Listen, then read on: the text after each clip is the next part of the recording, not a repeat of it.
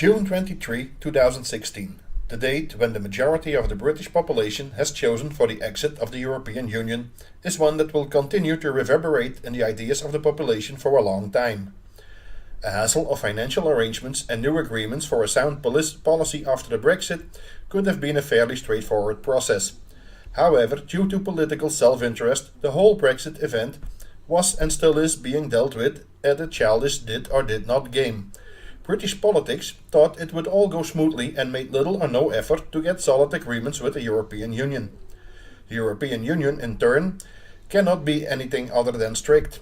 Otherwise, perhaps other member states such as Austria, Hungary, Italy and perhaps Poland could also quickly decide to leave the European Union. Since June 2016, much time has been lost and the economic doomsday scenarios have already settled. Many companies in the banking and insurance sector have moved their headquarters from London to other major cities within the European Union. Others will follow soon.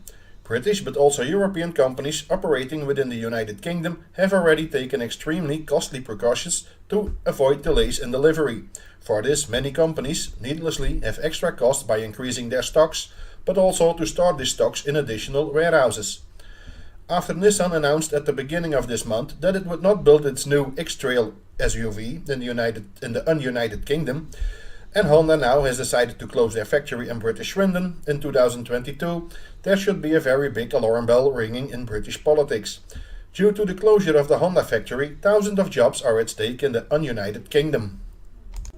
It is becoming increasingly clear to the British population that their government is doing more for political games out of their own interest than they do as elected representatives for the British population. That the Prime Minister Theresa May's hair turned from grey in 2016 to white in 2019 is therefore no surprise.